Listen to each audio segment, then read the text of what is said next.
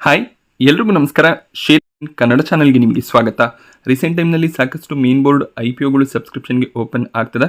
So ಅದೇ ರೀತಿಯಲ್ಲಿ ಕುಸುಮ್ಗರ್ limited ಕೂಡ ತಮ್ಮ IPOನ ತರ್ತಾ ಇದ್ದಾರೆ. ಈ ಒಂದು ವಿಡಿಯೋನಲ್ಲಿ ಕಂಪನಿಯ ಕಂಪ್ಲೀಟ್ ಡೀಟೇಲ್ಸನ್ನು ನಾನು ನಿಮಗೆ ಪ್ರೊವೈಡ್ ಮಾಡ್ತೀನಿ. ಯಾವ ಒಂದು ಪ್ರೈಸ್ ಬ್ಯಾಂಡನ್ನು ಸೆಟ್ ಮಾಡಿದ್ದಾರೆ, IPO ಇಂಪಾರ್ಟೆಂಟ್ ಡೇಟ್ಸ್ ಏನು, ಫಿನಾನ್ಷಿಯಲ್ಸ್ ಯಾವ ರೀತಿಯಲ್ಲಿದೆ, ಯಾವ ಒಂದು ವ್ಯಾಲ್ಯೂಷನಲ್ಲಿ IPOನ ತರ್ತಾ ಇದ್ದಾರೆ, ಗ್ರೇ ಮಾರ್ಕೆಟ್ ಪ್ರೀಮಿಯಂ ಏನಾದರೂ ನೋಡೋದಕ್ಕೆ ಸಿಗ್ತಿದೆಯಾ, ಈ ಒಂದು IPOನಲ್ಲಿ ಸಬ್ಸ್ಕ್ರೈಬ್ ಮಾಡ್ಕೋಬೋದಾ, ಅದರ ಬಗ್ಗೆ ಕಂಪ್ಲೀಟ್ ಇನ್ಫಾರ್ಮೇಷನ್ ನಿಮಗೆ ಸಿಗುತ್ತೆ. ಸೊ ಮೊದಲನೇದಾಗಿ ಕಂಪನಿಯ ಬಗ್ಗೆ ಅಬ್ಸರ್ವ್ ಮಾಡೋದಾದರೆ 1990ರಲ್ಲಿ ಪ್ರಾರಂಭವಾದಂಥ ಕಂಪನಿ. ಇವರು ಮೇಜರಾಗಿ ಕೋಟೆಡ್ ಮತ್ತು ಲ್ಯಾಮಿನೇಟೆಡ್ ಫ್ಯಾಬ್ರಿಕ್ಸ್ಗಳನ್ನು ಮ್ಯಾನುಫ್ಯಾಕ್ಚರ್ ಮಾಡ್ತಾರೆ. ಸೊ 2026 ಮಾರ್ಚ್ನ ವೇಳೆಗೆ 1000ಕ್ಕೂ ಹೆಚ್ಚಿನ ಯೂನಿಕ್ ಟೈಪ್ಸ್ ಆಫ್ ಫ್ಯಾಬ್ರಿಕ್ಸ್ಗಳನ್ನು ಇವರು ಮ್ಯಾನುಫ್ಯಾಕ್ಚರ್ ಮಾಡ್ತಿದ್ದಾರೆ. ಅಂದರೆ ಸಾಕಷ್ಟು ವೆರೈಟಿಯ ಫ್ಯಾಬ್ರಿಕ್ಸ್ಗಳನ್ನು ಮ್ಯಾನುಫ್ಯಾಕ್ಚರ್ ಮಾಡ್ತಾರೆ. ಸೊ ಈ ಒಂದು ಫ್ಯಾಬ್ರಿಕ್ಸ್ಗಳನ್ನು ಸಾಕಷ್ಟು ಇಂಡಸ್ಟ್ರೀಸ್ಗಳಿಗೆ ಕೂಡ ಸಪ್ಲೈ ಮಾಡ್ತಾರೆ. ಯಾವ ಇಂಡಸ್ಟ್ರೀಸ್ಗೆ ಯಾವ ರೀತಿಯ ಮೆಟೀರಿಯಲ್ನ ರಿಕ್ವೈರ್ಮೆಂಟ್ ಇರುತ್ತೆ ಅದರ ಬೇಸಿಸ್ ಮೇಲೆ ಫ್ಯಾಬ್ರಿಕ್ ಡಿಸೈನ್ ಆಗುತ್ತೆ. ಸೊ ಮೇಜರಾಗಿ ಇವರು ಏರೋಸ್ಪೇಸ್ ಆ್ಯಂಡ್ ಡಿಫೆನ್ಸ್ ಸೆಗ್ಮೆಂಟ್ಗೆ ತಮ್ಮ ಪ್ರಾಡಕ್ಟ್ಸ್ಗಳನ್ನು ಸಪ್ಲೈ ಮಾಡ್ತಾರೆ. ಸೊ ಈ ಒಂದು ಸೆಗ್ಮೆಂಟ್ನಲ್ಲಿ ರಾಡಾರ್ ಪ್ರೊಟೆಕ್ಷನ್ಗಾಗಿರ್ಬೋದು ಅಥವಾ ಟ್ಯಾಕ್ಟಿಕಲ್ ಡೆಪ್ಲಾಯ್ಮೆಂಟ್ಸ್ಗಳಿಗೆ ಫ್ಯಾಬ್ರಿಕ್ನ ಅವಶ್ಯಕತೆ ಇರುತ್ತೆ. ಸೊ ಅಲ್ಲಿ ಈ ಫ್ಯಾಬ್ರಿಕ್ಗಳ ಬಳಕೆ ಆಗುತ್ತೆ. ಇಂಡಸ್ಟ್ರಿಯಲ್ ಆ್ಯಂಡ್ ಆಟೋ ಸೆಗ್ಮೆಂಟ್ಗೆ ಅಂದರೆ ಆಟೋ ಸೆಕ್ಟರ್ನ ಕಂಪನಿಗಳಿಗೆ OEMಸ್ಗಳಿಗೆ ಇವರು ತಮ್ಮ ಫ್ಯಾಬ್ರಿಕ್ಸ್ಗಳನ್ನು ಸಪ್ಲೈ ಮಾಡ್ತಾರೆ. ಸೊ ಇದು ಸೀಟ್ ಕವರ್ಗಳಲ್ಲಾಗಿರ್ಬೋದು ಅಥವಾ ಫಿಲ್ಟ್ರೇಷನ್ನಲ್ಲಿ ಎಲ್ಲ ಕಡೆಗಳಲ್ಲಿ ಬಳಕೆ ಆಗುತ್ತೆ. ಸೊ ರಬ್ಬರ್ ಲೈನ್ಸ್ಗಳಲ್ಲಿ ಕೂಡ ಈ ಫ್ಯಾಬ್ರಿಕ್ಗಳ ಬಳಕೆ ಆಗುತ್ತೆ. ಇದಾದಮೇಲೆ ಇವರು ಗ್ಲೋಬಲ್ ಕಾಂಗ್ಲೋಮರೇಟ್ಸ್ಗಳ ಜೊತೆಯಲ್ಲಿ ಕೂಡ ಪಾರ್ಟ್ನರ್ಶಿಪ್ಪನ್ನು ಹೊಂದಿದ್ದಾರೆ. ಡೆಕಾಥ್ಲಾನ್ ಅಂತ ಕಂಪನಿಗಳಿಗೆ ಕೂಡ ಪ್ರಾಡಕ್ಟ್ಸನ್ನು ಸಪ್ಲೈ ಮಾಡ್ತಾರೆ. ವೆದರ್ ರೆಸಿಸ್ಟೆನ್ಸ್ ಜಾಕೆಟ್ಗಳಲ್ಲಿ ಕೂಡ ಇವರ ಫ್ಯಾಬ್ರಿಕ್ನ ಬಳಕೆ ಆಗುತ್ತೆ. ಸೊ ಎಲ್ಲ ರೀತಿಯ ಫ್ಯಾಬ್ರಿಕ್ಸ್ಗಳ ಮ್ಯಾನುಫ್ಯಾಕ್ಚರಿಂಗನ್ನು ಈ ಕಂಪನಿ ಮಾಡ್ತಾರೆ. IPO ಇಂಪಾರ್ಟೆಂಟ್ ಡೇಟ್ಸನ್ನು ಅಬ್ಸರ್ವ್ ಮಾಡೋದಾದರೆ ಬುಧವಾರ ಜುಲೈ 8ಕ್ಕೆ IPO ಸಬ್ಸ್ಕ್ರಿಪ್ಷನ್ಗೆ ಓಪನ್ ಆಗಿದೆ. ಶುಕ್ರವಾರ ಜುಲೈ 10ರವರೆಗೂ ಈ ಒಂದು IPO ಸಬ್ಸ್ಕ್ರಿಪ್ಷನ್ಗೆ ಓಪನ್ ಇರುತ್ತೆ. ಸೋಮವಾರ ಅಥವಾ ಮಂಗಳವಾರ ನಿಮಗೆ ಅಲಾಟ್ಮೆಂಟ್ ಸಿಗುತ್ತೆ. ಅಲಾಟ್ಮೆಂಟ್ ಸಿಗಲಿಲ್ಲ ಅಂದರೆ ನಿಮ್ಮ ಬ್ಯಾಂಕಲ್ಲಿ ಬ್ಲಾಕ್ ಆದಂಥ ಫಂಡ್ ಕೂಡ ಜುಲೈ 14ಕ್ಕೆ ರೀಫಂಡ್ ಆಗುತ್ತೆ. ಡಿಮ್ಯಾಟ್ನಲ್ಲಿ ಶೇರ್ಗಳು ಜುಲೈ 14ಕ್ಕೆ ಕ್ರೆಡಿಟ್ ಆಗುತ್ತೆ. ಲಿಸ್ಟಿಂಗ್ ಡೇಟ್ ಟೆಂಟೇಟಿವ್ ಜುಲೈ 15 ಆಗಿರುತ್ತೆ. ಹಾಗೆ ಇಲ್ಲಿ ಎಂಪ್ಲಾಯೀಸ್ಗಳಿಗೆ 39 ರೂಪಾಯಿಯ ಡಿಸ್ಕೌಂಟನ್ನು ಕೂಡ ಕೊಟ್ಟಿದ್ದಾರೆ. ರಿಟೇಲ್ ಕ್ಯಾಟಗರಿಯಲ್ಲಿ ಅಪ್ಲೈ ಮಾಡ್ತೀರಾ ಅಂದರೆ ಮಿನಿಮಮ್ 1 ಲಾಟ್ಗೆ ಅಪ್ಲೈ ಮಾಡಬೇಕು. 35 ಶೇರ್ಗಳ ಲಾಟ್ ಆಗಿರುತ್ತೆ. ಸೊ 35 ಶೇರ್ಸ್ಗೆ ಅಪ್ಲೈ ಮಾಡೋದಕ್ಕೆ 14,665 ರೂಪಾಯಿ ಬೇಕಾಗುತ್ತೆ. ಸೊ ಮ್ಯಾಕ್ಸಿಮಮ್ ರಿಟೇಲ್ ಕ್ಯಾಟಗರಿಯಲ್ಲಿ 13 ಲಾಟ್ಗೆ ನೀವು ಅಪ್ಲೈ ಮಾಡ್ಬೋದು. HNI ಕ್ಯಾಟಗರಿಯಲ್ಲಿ ಮಿನಿಮಮ್ 14 ಲಾಟ್ಗೆ ಅಪ್ಲೈ ಮಾಡಬೇಕು. ಮ್ಯಾಕ್ಸಿಮಮ್ 69 ಲಾಟ್ಸ್ಗೆ ಅಪ್ಲೈ ಮಾಡ್ಬೋದಾಗುತ್ತೆ. ಕಂಪನಿಯ ಫಿನಾನ್ಷಿಯಲ್ಸನ್ನು ಅಬ್ಸರ್ವ್ ಮಾಡೋದಾದರೆ 2024 ಫಿನಾನ್ಷಿಯಲ್ ಇಯರ್ನಲ್ಲಿ ಟೋಟಲ್ ರೆವಿನ್ಯೂ 474 ಕೋಟಿಯಷ್ಟು ಇತ್ತು. ಅದು 2025 ಫಿನಾನ್ಷಿಯಲ್ ಇಯರ್ಗೆ 790 ಕೋಟಿಗೆ ಜಂಪ್ ಆಗಿದೆ. ಬಟ್ 2026 ಫಿನಾನ್ಷಿಯಲ್ ಇಯರ್ನಲ್ಲಿ 711 ಕೋಟಿಗೆ ರೆವಿನ್ಯೂ ಡ್ರಾಪ್ ಆಗಿದೆ. Year on year 10% revenue drop ಆಗ್ತಿರೋದು ಕಾಣಿಸ್ತಿದೆ. ಹಾಗೆ ಕಂಪನಿಯ ಪ್ರಾಫಿಟ್ಸನ್ನು ಅಬ್ಸರ್ವ್ ಮಾಡಿದಾಗ 2024 ಫಿನಾನ್ಷಿಯಲ್ ಇಯರ್ನಲ್ಲಿ 84 ಕೋಟಿ ಇದ್ದಂಥ ಪ್ರಾಫಿಟ್ಸ್ 2025 ಫಿನಾನ್ಷಿಯಲ್ ಇಯರ್ಗೆ 112 ಕೋಟಿಗೆ ಜಂಪ್ ಆಗಿತ್ತು. ಬಟ್ ಮತ್ತೆ 2026 ಫಿನಾನ್ಷಿಯಲ್ ಇಯರ್ನಲ್ಲಿ 98 ಕೋಟಿಗೆ ಪ್ರಾಫಿಟ್ಸ್ ಡ್ರಾಪ್ ಆಗಿದೆ. But over all financials strong ಆಗಿ ಕಾಣಿಸುತ್ತೆ. ಹಾಗೆ 2024 ಫಿನಾನ್ಷಿಯಲ್ ಇಯರ್ನಲ್ಲಿ 76 ಕೋಟಿ ಇದ್ದಂಥ ಸಾಲ 2025 ಫಿನಾನ್ಷಿಯಲ್ ಇಯರ್ಗೆ 246 ಕೋಟಿಗೆ ಜಂಪ್ ಆಗಿತ್ತು.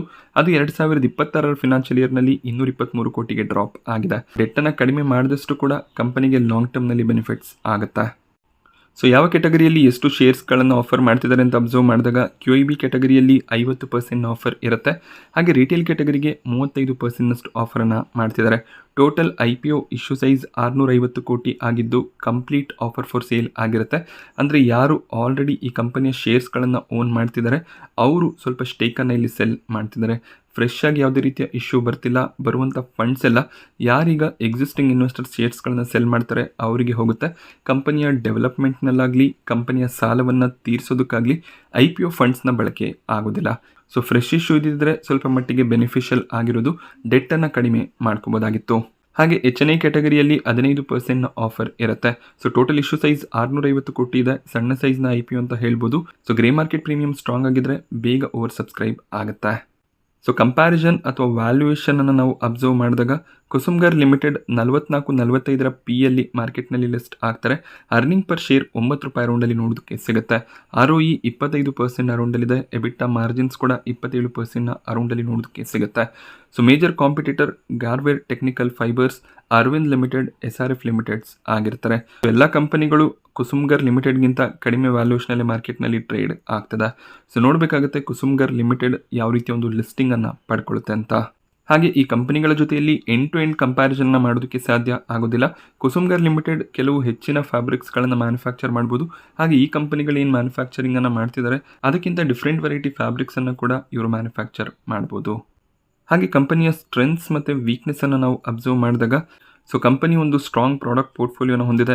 1000ಕ್ಕೂ ಹೆಚ್ಚಿನ ಕಸ್ಟಮ್ ಫ್ಯಾಬ್ರಿಕ್ SKUsಗಳನ್ನು ಕಂಪನಿ ಹೊಂದಿದ್ದಾರೆ. ಡೆಟ್ ರೀಸೆಂಟ್ ಟೈಮ್ನಲ್ಲಿ ಸ್ವಲ್ಪ ಇನ್ಕ್ರೀಸ್ ಆಗಿದ್ರು ಕೂಡ ಡೆಟ್ ಟು ಈಕ್ವಿಟಿ ರೇಷಿಯೋ 0.44ರಷ್ಟು ಇದೆ. ಒಂದಕ್ಕಿಂತ ಕಡಿಮೆ ಡೆಟ್ ಟು ಈಕ್ವಿಟಿ ರೇಷಿಯೋ ಇರೋದು ಖಂಡಿತವಾಗ್ಲೂ ಪಾಸಿಟಿವ್ ಸೈನ್ ಆಗಿರುತ್ತೆ. ಹಾಗೆ ಸಾಕಷ್ಟು ಕೆಟಗರಿಗಳಲ್ಲಿ ಫ್ಯಾಬ್ರಿಕ್ಸ್ಗಳನ್ನು ಮ್ಯಾನುಫ್ಯಾಕ್ಚರ್ ಮಾಡಿ ಸಾಕಷ್ಟು ಇಂಡಸ್ಟ್ರೀಸ್ಗಳಿಗೆ ಸಪ್ಲೈ ಮಾಡ್ತಿದ್ದಾರೆ. ಒಂದು ಸ್ಟ್ರಾಂಗ್ ಕ್ಲೈಂಟ್ ಪೋರ್ಟ್ಫೋಲಿಯೋನ ಕೂಡ ಹೊಂದಿದ್ದಾರೆ. ರಿಸ್ಕ್ಗಳನ್ನು ನಾವು ಅಬ್ಸರ್ವ್ ಮಾಡೋದಾದರೆ ಕಂಪ್ಲೀಟ್ OFS ಇರೋದು ಸ್ವಲ್ಪ ಮಟ್ಟಿಗೆ ನೆಗೆಟಿವ್ ಆಗ್ಬೋದು. ಫ್ರೆಶ್ ಇಶ್ಯೂ ಇದ್ದಿದ್ದರೆ ಆ ಫಂಡ್ನ ಬಳಕೆಯನ್ನು ಕಂಪನಿ ಮಾಡಿಕೊಂಡು ಡೆವಲಪ್ಮೆಂಟನ್ನು ಸ್ಟ್ರಾಂಗ್ ಆಗಿ ಮಾಡ್ಕೋಬೋದಾಗಿತ್ತು. ಹಾಗೆ ಕಸ್ಟಮರ್ ಕಾನ್ಸಂಟ್ರೇಷನ್ ರಿಸ್ಕ್ ಕೂಡ ಇದೆ, ರೆವೆನ್ಯೂ ಕಾನ್ಸಂಟ್ರೇಷನ್ ಅಂತ ಕೂಡ ಕರಿತೀವಿ. ಟಾಪ್ 10 ಕಸ್ಟಮರ್ಸ್ಗಳಿಂದ ಹೆಚ್ಚಿನ ಒಂದು ರೆವೆನ್ಯೂಸ್ ಜನರೇಟ್ ಆಗ್ತದೆ. ಆಲ್ಮೋಸ್ಟ್ 60% ರೆವೆನ್ಯೂ ಈ ಟಾಪ್ 10 ಕಸ್ಟಮರ್ಸ್ಗಳಿಂದನೇ ಬರ್ತಿದೆ. 1000ಕ್ಕೂ ಹೆಚ್ಚಿನ ಫ್ಯಾಬ್ರಿಕ್ಸ್ಗಳನ್ನು ಮ್ಯಾನುಫ್ಯಾಕ್ಚರ್ ಮಾಡಿದ್ರು ಕೂಡ ಟಾಪ್ 10 ಕಸ್ಟಮರ್ಸ್ಗಳ ಮೇಲೆ ಡಿಪೆಂಡೆನ್ಸಿ ಇರೋದು ಸ್ವಲ್ಪ ಮಟ್ಟಿಗೆ ರಿಸ್ಕ್ ಆಗುತ್ತೆ. ಈ 10 ಕಸ್ಟಮರ್ಸ್ಗಳಲ್ಲಿ ಯಾರಾದರೂ ಇಬ್ಬರು ಕಸ್ಟಮರ್ಸ್ ಆರ್ಡರ್ಸ್ಗಳನ್ನು ಕೊಡಲಿಲ್ಲ ಅಂದರೆ ರೆವೆನ್ಯೂಸ್ ಸಾಕಷ್ಟು ಡ್ರಾಪ್ ಆಗುವಂಥ ರಿಸ್ಕ್ ಇರುತ್ತೆ. ಕಸ್ಟಮರ್ ಡೈವರ್ಸಿಫಿಕೇಷನ್ ತುಂಬಾ ಇಂಪಾರ್ಟೆಂಟ್ ಫ್ಯಾಕ್ಟರ್ನ ಪ್ಲೇ ಮಾಡುತ್ತೆ. ಹಾಗೆ GMP ಟ್ರೆಂಡ್ಸನ್ನು ಅಬ್ಸರ್ವ್ ಮಾಡಿದಾಗ ಇವತ್ತಿನ ದಿನ 32% ಗ್ರೇ ಮಾರ್ಕೆಟ್ ಪ್ರೀಮಿಯಂ ಕಾಣಿಸ್ತದೆ. ಅಂದರೆ ಕಂಪನಿ ಸೆಟ್ ಮಾಡಿರುವಂಥ cut off price 419, ₹135 grey market premium ನೋಡೋದಕ್ಕೆ ಸಿಗ್ತದೆ. ಒಳ್ಳೆ ಒಂದು ಲಿಸ್ಟಿಂಗ್ನ ಎಕ್ಸ್ಪೆಕ್ಟೇಷನ್ ಸದ್ಯಕ್ಕೆ ನೋಡೋದಕ್ಕೆ ಸಿಗ್ತದೆ. IPO register big share service private limited ಆಗಿದ್ದು ಇವರ ವೆಬ್ಸೈಟ್ನಲ್ಲಿ ಅಲಾಟ್ಮೆಂಟ್ ಸ್ಟೇಟಸನ್ನು ಚೆಕ್ ಮಾಡಬೇಕಾಗತ್ತೆ. ಕೊನೆ ದಿನ ಫ್ರೈಡೇ ಜುಲೈ 10ರವರೆಗೂ ವೆಯ್ಟ್ ಮಾಡಿ 1 ಗಂಟೆ ಸುಮಾರಿಗೆ QIB ಸಬ್ಸ್ಕ್ರಿಪ್ಷನ್ಸ್ ಯಾವ ರೀತಿಯಲ್ಲಿ ಬರ್ತಿದೆ, ಗ್ರೇ ಮಾರ್ಕೆಟ್ ಟ್ರೆಂಡ್ ಯಾವ ರೀತಿಯಲ್ಲಿದೆ ಅದನ್ನೆಲ್ಲ ಅಬ್ಸರ್ವ್ ಮಾಡಿ ಆಮೇಲೆ ಅಪ್ಲಿಕೇಶನನ್ನು ಹಾಕ್ಬೋದು. 30-35% ಲಿಸ್ಟಿಂಗ್ ಗೇನ್ಸ್ ಒಂದು ಸ್ಟ್ರಾಂಗ್ ಲಿಸ್ಟಿಂಗ್ ಗೇನ್ಸೇ ಆಗಿರುತ್ತೆ. ₹120 ಮೇಲೆ ಪ್ರೀಮಿಯಮ್ಸ್ ನೋಡೋದಕ್ಕೆ ಸಿಕ್ಕಿದ್ರೆ ಖಂಡಿತವಾಗ್ಲೂ ಲಿಸ್ಟಿಂಗ್ ಗೇನ್ನ ಪರ್ಸ್ಪೆಕ್ಟಿವ್ನಿಂದ ಅಪ್ಲೈ ಮಾಡ್ಬೋದಾಗುತ್ತೆ. ಹಾಗೆ ಲಾಂಗ್ ಟರ್ಮ್ ಬೆಟ್ಟನ್ನು ಮಾಡ್ತೀರಾ ಅಂದರೆ IPO ಟೈಮ್ನಲ್ಲಿ ಇನ್ವೆಸ್ಟ್ ಮಾಡಿ ಕ್ವಾರ್ಟರ್ಲಿ ಯಾವ ರೀತಿಯ ಪರ್ಫಾರ್ಮೆನ್ಸ್ ಕಂಪ್ನಿ ಕಡೆಯಿಂದ ಬರ್ತಿದೆ, ಡೆಟ್ ಏನಾದರೂ ಕಡಿಮೆ ಮಾಡ್ತಿದ್ದಾರಾ ಅದೆಲ್ಲವನ್ನು ಕೂಡ ಅಬ್ಸರ್ವ್ ಮಾಡಿ ಮೀಡಿಯಮ್ ಟರ್ಮ್ಗೆ ಕಂಟಿನ್ಯೂ ಮಾಡ್ಬೋದು. ಒಳ್ಳೆ ಒಂದು ಗೇನ್ಸ್ ಲಿಸ್ಟಿಂಗ್ನಲ್ಲೇ ಸಿಕ್ಕಿದ್ರೆ ಸ್ವಲ್ಪ ಶೇರ್ಸ್ಗಳನ್ನು ಲಿಸ್ಟಿಂಗ್ ಟೈಮ್ನಲ್ಲೇ ಸೆಲ್ ಮಾಡಿ ಎಕ್ಸಿಟ್ ಕೂಡ ಆಗ್ಬೋದಾಗತ್ತೆ. ಕುಸುಮ್ಗರ್ ಲಿಮಿಟೆಡ್ IPO ಬಗ್ಗೆ ನಾನು ನಿಮಗೆ ತಿಳಿಸ್ಕೊಟ್ಟಂಥ ಮಾಹಿತಿ ಇಷ್ಟ ಆಗುತ್ತೆ ಅಂತ ಅಂದ್ಕೊಂಡಿದ್ದೀನಿ. ಇಷ್ಟ ಆದರೆ ವಿಡಿಯೋನ ಲೈಕ್ ಮಾಡಿ. ಹಾಗೆ ಇದೇ ರೀತಿಯ ಮಾರ್ಕೆಟ್ ಅಪ್ಡೇಟ್ಸ್ IPO ರಿವ್ಯೂಸ್ಗೋಸ್ಕರ ಚಾನಲ್ನ ಸಬ್ಸ್ಕ್ರೈಬ್ ಮಾಡ್ಕೊಳ್ಳಿ. Thank you friends.